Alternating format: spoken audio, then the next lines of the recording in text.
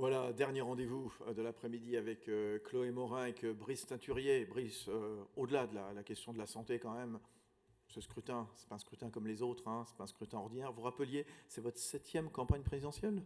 Oui, C'est hélas. dingue, ça ne se voit pas. Votre regard porté sur le scrutin, je vous demande pas qui va gagner, hein. C'est quand même une campagne étonnante et avec un paradoxe. C'est que d'un côté, vous le savez, on a des taux d'intérêt pour la campagne qui sont plus faibles que ce qu'on avait en 2017. On a une abstention qui potentiellement pourrait être plus forte. C'est pas encore totalement joué sur le point d'atterrissage, mais qui pourrait être plus forte. Une campagne qui, à un moment donné, moi j'ai qualifié de Tefal, où on a le sentiment que tout glisse, que les propositions n'accrochent pas vraiment. Un pays aussi, je crois que c'est très important, qui est fatigué, qui nous dit qu'il est fatigué, anxieux, dans l'incertitude, beaucoup plus qu'il n'est en colère, donc ce n'est pas la même situation qu'en 2016. Bref, tout ça fait que cette campagne, elle apparaît comme quelque chose de très lointain. On sent bien que c'est loin pour les Français ce qui se passe sur la scène politique et leur vie quotidienne. Et puis d'un autre côté, mais il s'est passé beaucoup de choses. En réalité, les Français ne sont pas restés inertes. Vous avez eu l'irruption d'Éric Zemmour, qui a fracassé à une époque le Rassemblement national. Alors maintenant, il est en train de baisser, et Marine Le Pen remonte assez substantiellement. Mais donc, on a eu des mouvements d'opinion. Et puis, il n'y a pas que cela. En décembre, tout le monde, je crois, s'accordait pour dire, mais finalement, ça va être un match à trois. LR, Macron et potentiellement Marine Le Pen. Aujourd'hui, ce n'est plus ça. Valérie Pécresse est à 10-11%. Et je pourrais multiplier les exemples sur la baisse quasi continue de Yannick Jadot, alors qu'il partait avec beaucoup d'atouts, sur Fabien Roussel à 4%, un candidat communiste qui revient sur la scène devant la candidate socialiste. Donc il s'est passé beaucoup de choses. La remontée de Mélenchon également depuis quelques jours. Aujourd'hui, où on en est, moi je crois qu'il n'y a pas de cristallisation encore du vote, ça c'est clair, il faut le dire et le redire. En revanche, il y a une clarification. On a vraiment un début de clarification fort, avec un Emmanuel Macron encore plus boosté par la crise en Ukraine et par les crises. On a évoqué la crise sanitaire, la crise en Ukraine. Ça, je crois que c'est un phénomène fondamental. Les attentes à l'égard du leadership présidentiel des Français aujourd'hui, elles sont autour de deux grandes dimensions. La capacité d'écoute et de compréhension de ce que vivent les Français, et ensuite la capacité à affronter des crises graves. Et on a eu une multiplication des crises, des bonnets rouges aux gilets jaunes, en passant par la crise sanitaire et maintenant la crise en Ukraine.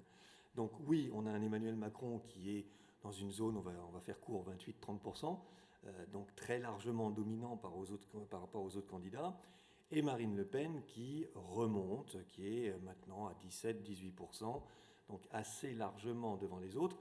Reste le cas Mélenchon, qui est plutôt à 12-13%. Je pense que le terme de dynamique est inapproprié à propos de ce qui se passe du côté de Jean-Luc Mélenchon. Une dynamique, c'est un mouvement fort, continu et qui va en s'accélérant. C'est ce qu'on a eu en 2017, où il a fini à 19,6. Là, on a en revanche quelque chose d'abord qui est solide, et puis il grappille, on va dire, il grappille à 12 ou 13%. Est-ce qu'il peut aller jusqu'au second tour? Ce n'est pas totalement improbable. On ne peut pas l'écarter comme ça d'un revers de main et de manière définitive. Je crois qu'il y a beaucoup de commentateurs qui s'ennuient en réalité, qui s'ennuient à l'idée eh bien que finalement tout ça, ça va se terminer par Macron-Le Pen. Donc on se raconte des Depuis histoires. 2 ans, on le disait, on n'en pouvait plus, donc on cherche désespérément certains quelque chose qui pourrait arriver et qui serait un petit peu différent. Mais il faut maximiser beaucoup de choses, beaucoup d'indicateurs pour que Mélenchon passe devant Le Pen. Et il faudrait qu'il prenne sur Roussel, sur Jadot, sur des abstentionnistes. C'est pas totalement, encore une fois, à exclure, mais c'est absolument pas le schéma le plus probable. Juste un mot avant qu'on donne la parole à Chloé sur la suite, la fin des programmes en matière de santé. Qui est le plus crédible à vos yeux en matière de santé? Alors c'est pas à mes yeux, c'est aux yeux des Français. Moi je parle quand même non pas... J'entends bien. D'après ce que vous personnel, voyez dans les enquêtes d'opinion les Français, que vous menez donc chez Ipsos. Ouais. C'est Emmanuel Macron qui reste le plus crédible. Maintenant, il y a eu, et Chloé l'a montré aussi, quelques dispositifs plus nouveaux, au-delà de la convergence des uns et des autres, sur ce sujet de la santé, qui peuvent faire clivage encore chez les Français. Donc les choses peuvent se rééquilibrer, notamment davantage entre Emmanuel Macron, Marine Le Pen, et puis Valérie Pécresse, qui était perçue comme crédible sur ces sujets-là. Elle a beaucoup baissé en intention de vote. Je ne sais pas aujourd'hui si sur ce sujet proprement dit, elle reste aussi crédible qu'elle l'était quand nous l'avions mesurée il y a 2 mois. Un petit tour d'horizon pour terminer avec vous, Chloé Morin, justement, sur cette gouvernance, cette politique du médicament. Qu'est-ce qu'ils disent? Qu'est-ce qu'elles disent? Alors globalement sur la gouvernance et la politique du médicament, contrairement à l'accès aux soins dont on parlait juste avant, qui parle beaucoup aux Français, la gouvernance c'est moins évident, c'est sans doute plus complexe, sans doute que les citoyens, les patients connaissent moins aussi les chaînes de décision publiques ou privées qui a à la clé. Donc évidemment on trouve moins d'éléments. Il y a les éléments qui étaient dans la petite vidéo. On peut ajouter certaines mesures, mais c'est plus éparse. Par exemple, pour Marine Le Pen, les préfets de région devraient assumer désormais la tutelle des hôpitaux et les hôpitaux avoir une gouvernance bicéphale partagée entre le directeur de l'hôpital pour les aspects administratifs et un médecin pour les questions médicales. Vous avez à l'extrême gauche davantage d'éléments, notamment parce que Fabien Roussel et Jean-Luc Mélenchon convergent autour de l'idée de créer un pôle public du médicament, avec, pour Fabien Roussel, un conseil national du médicament. C'est pas extrêmement détaillé. Et pour Jean-Luc Mélenchon, en fait, ce pôle public du médicament aura de multiples tâches. Je ne vais pas toutes les citer, mais ce serait par exemple pour assurer la relocalisation de la production de médicaments, garantir l'approvisionnement d'une réserve stratégique ou encore assurer le contrôle des prix sur l'ensemble des produits de santé et communiquer sur leurs coûts réels. Donc voilà, moins d'éléments sur ce dernier item. Nicolas Bouzou, l'homme, le libéral que vous êtes, auteur de Pour un libéralisme populaire, comment on simplifie ce millefeuille administratif ?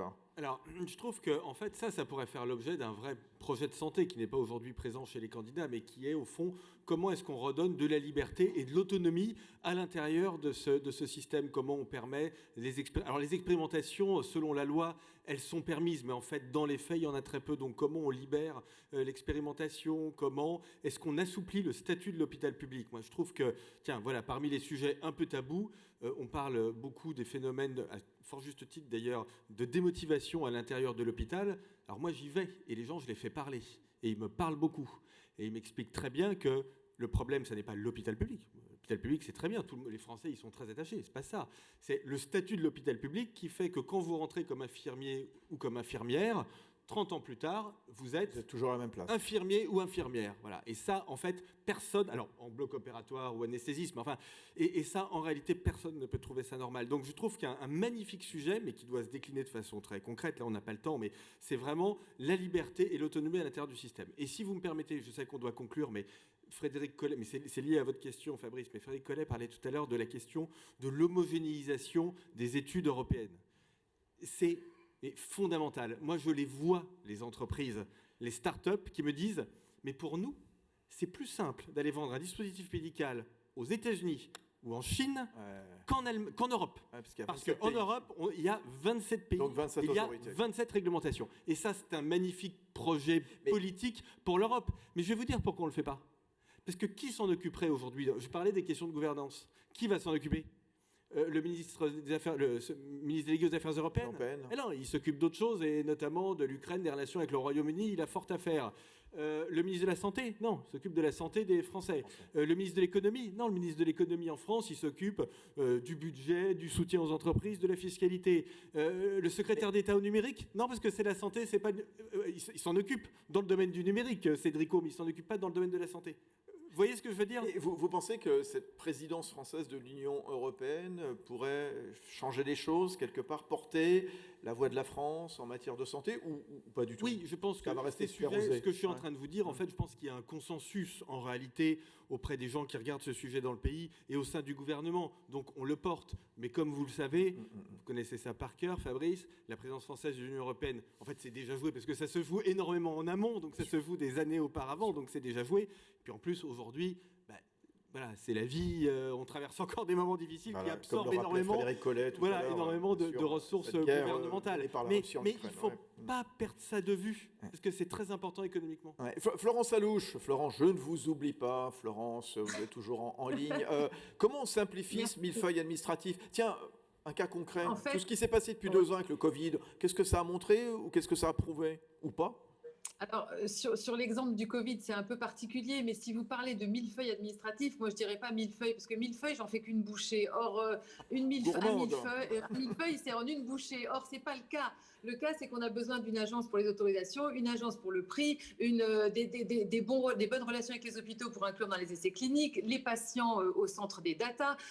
Voilà. Donc, tout ça, c'est un peu compliqué. Et c'est pour ça que le diagnostic qui a été fait par le CSIS et le plan Innovation Santé qui est lancé, en fin de compte, si on se met du côté des entreprises, des startups, des gens qui font de l'innovation de rupture pour les patients, et je remets bien ça au centre, les points ont été bien identifiés. C'est la recherche biomédicale qui doit être renforcée, c'est les biothérapies, la santé numérique et puis évidemment les médicaments d'intérêt thérapeutique majeur. On n'a juste pas parlé d'une chose, c'est les prochaines pandémies. L'antibiorésistance doit être absolument soutenue en termes de médicaments, puisque ça va être les prochaines pandémies. Hein. Les antibiotiques, quand ils seront plus utilisables, eh bien, on sera très très embêtés. Donc, il faut renforcer ce point-là. L'innovation de rupture doit être soutenue, l'investissement industriel, la maturation des essais cliniques et tout ça, et les dispositifs médicaux. Et je pense que vous parliez de gouvernance. Moi, je pense que l'Agence pour l'innovation de santé, elle permet pas de simplifier un millefeuille, mais de faire en sorte que les sujets qui sont hautement stratégiques pour notre pays, et c'est ça en fait l'enjeu. L'enjeu, c'est pas forcément d'aller rapatrier une production X ou Y de médicaments. C'est surtout que pour les prochaines innovations qui seront extrêmement importantes, on puisse identifier de façon suffisamment tôt les sujets dans lesquels on va devoir mettre le booster, on va dire, mais aussi bien le booster des financements, le booster du soutien, mais le booster aussi réglementaire pour que ces médicaments aillent rapidement sur le marché. Et je pense que mettre et concerter tous les acteurs concernés au sein d'une agence qui va pouvoir faire cette identification, on va dire stratégique, et quand je parlais tout au début de la création de l'ERA, les États-Unis ont fait ça très tôt avec la DARPA, qui était plutôt sur une idée, on va dire, militaire au démarrage, d'aller identifier les prochains sujets importants sur lesquels les militaires devaient se positionner.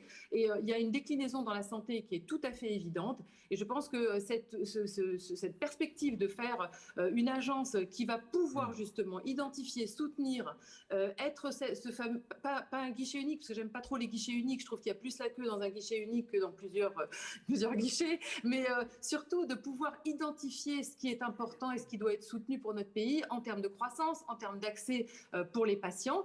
Et je reviendrai juste sur le point du parcours de soins pour moi qui est extrêmement important.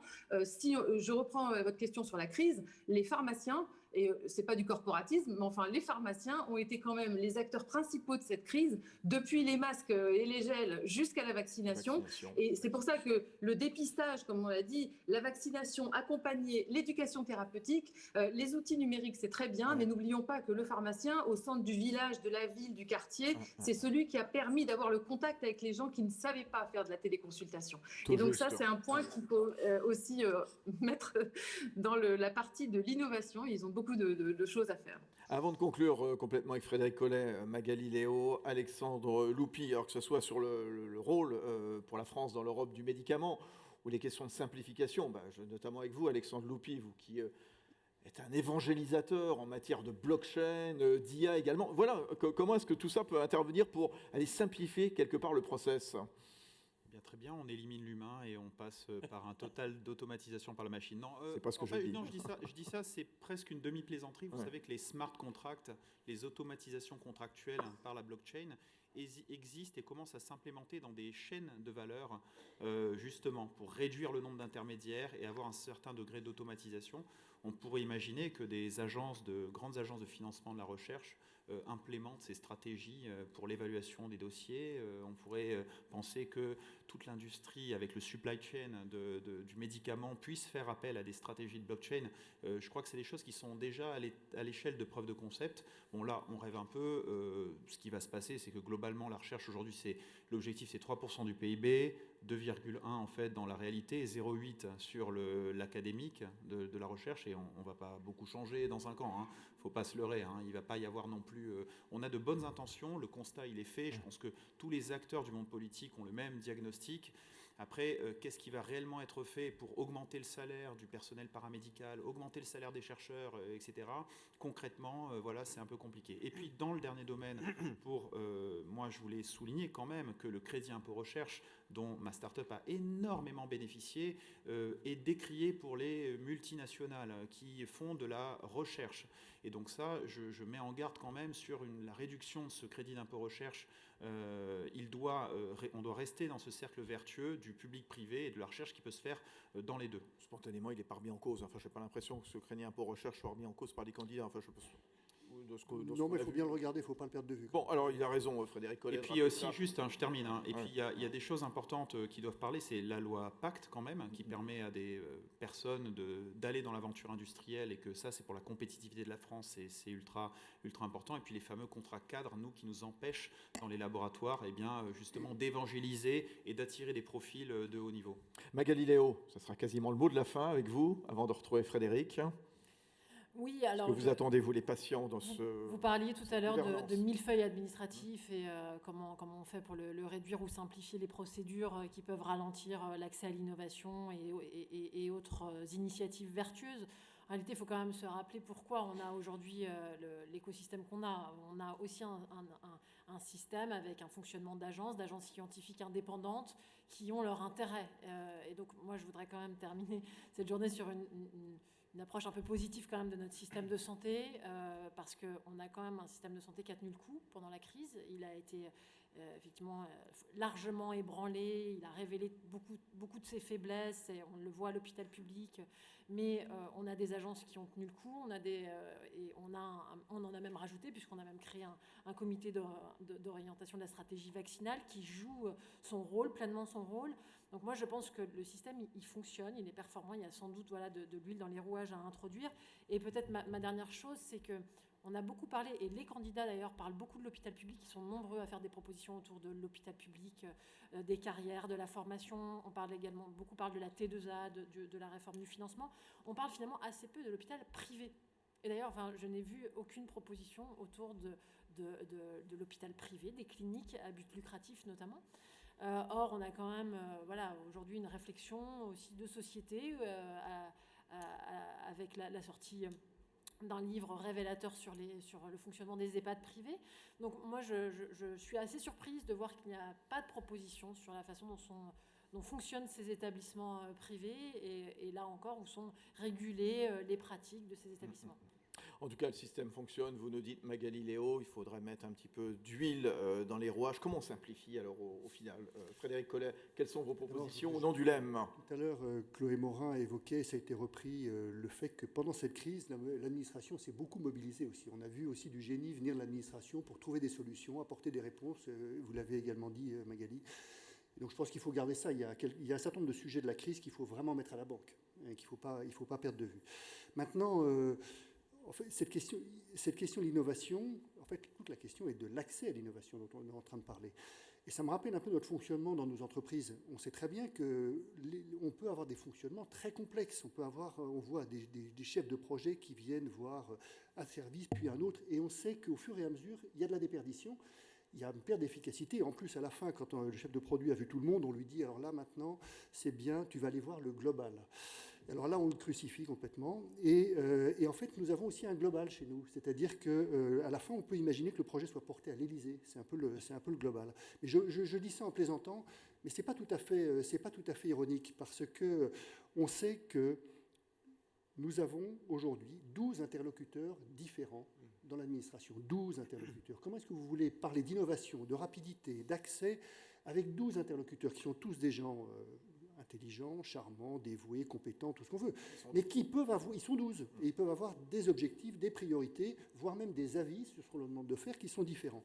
Et donc je pense que cette question de la cohérence est essentielle. Pourquoi ça pose un problème? Parce que en fait, ça se traduit d'abord par des incohérences dans les décisions. Une décision politique n'est pas forcément suivie après ça au niveau pratique, et nous l'avons connu, et nous le connaissons, et on doit y être attentif. Et puis une deuxième chose, c'est qu'on voit très bien qu'entre la stratégie de long terme et l'exécution à court terme, c'est-à-dire l'outil dont nous disposons, qui est bien souvent d'abord le PLFSS, la loi de finances sur la sécurité sociale, il y a un énorme disconnect. On a tous des idées géniales. Les candidats qui se sont présentés là ont des idées géniales. Mais c'est au moment de le mettre en œuvre que là, on n'a finalement qu'un seul outil et ça devient compliqué. Donc c'est cette notion de cohérence sur laquelle je reviens beaucoup et finalement on se dit, ce serait beaucoup plus simple, ce serait en tout cas un pas dans la bonne direction si on avait, disons, 3 ministères. Un ministère chargé de l'industrie, de l'innovation et on pourrait dire de la recherche. On aurait qui serait vraiment concentré sur l'innovation et qui rassemblerait tous les acteurs de l'innovation. Un deuxième acteur qui pourrait être l'acteur de la santé, mais pas un ministère de la maladie, un vrai ministère de la santé au sens le plus large. Et puis un troisième, et puis pour ne pas qu'il soit perturbé ou pour pas qu'il soit distrait par d'autres sujets, retirer les comptes publics et mettre les comptes publics chez un expert des comptes publics. Et donc avoir un ministère des comptes publics qui serait, par exemple, à Bercy sûrement, et qui prendrait cette partie des comptes publics. Et donc d'avoir 3 acteurs véritablement stratégiques, un sur la stratégie de santé plus particulièrement. Et nous pensons même, pour aller plus loin, qu'un sujet aussi important, qui a été identifié notamment par le Premier ministre comme un des sujets stratégiques clés, devrait être suivi par le Premier ministre lui-même. Et donc d'avoir une politique de la santé / du médicament qui soit suivie régulièrement à Matignon, un petit peu comme on le voit se mettre en œuvre dans le cadre du CSIS. Donc voilà, après ça, évidemment, le deuxième volet, c'est l'aspect européen qui, du fait de la crise, du fait de toutes les crises d'ailleurs, y compris celles que nous vivons pour l'instant, montre à quel point il est essentiel que nous nous coordonnions mieux et plus entre acteurs européens. Voilà ce que je pouvais dire. Ben voilà. Merci beaucoup en tout cas d'avoir organisé cet après-midi. Merci beaucoup Frédéric Collet. J'espère que ceux et celles qui briguent à la magistrature suprême, voilà, juste en face de nous, là, à côté de l'espace Gabriel, vous auront écouté, entendu peut-être. Merci à nos spécialistes de l'opinion, de la politique que sont Chloé Morin, Societing, donc experte à la Fondation Jean Jaurès. On a les politiques qu'on mérite. Pas moi qui le dis, c'est elle. Hein, allez voir son livre. Brice Teinturier, merci à vous, directeur général délégué de l'Institut de sondage Ipsos. Nicolas Bouzou, rendez-vous dans quelques mois à Saint-Raphaël pour plancher sur l'avenir de la santé. Notamment, bien sûr. Voilà. Donc, et puis on rappelle, pour un libéralisme populaire. Merci à Magali Léo, donc responsable du plaidoyer de Rhinalou, la voix des malades du Rhin. Alexandre Loupi, médecin, professeur de néphrologie à Necker. Et puis un petit peu plus loin, de l'autre côté de la Méditerranée ou de l'Atlantique, je ne sais pas où elle se trouve au Maroc en ce moment, c'est Florence Alouche. Mirfarm, merci beaucoup, merci Florence. Et puis merci à tous ceux et celles qui nous ont accompagnés cet après-midi. Bravo également à tous ceux qui nous ont suivis à distance. Le replay disponible dans quelques jours. #LEM2022. Merci, bonne fin de journée à toutes et à tous, à bientôt.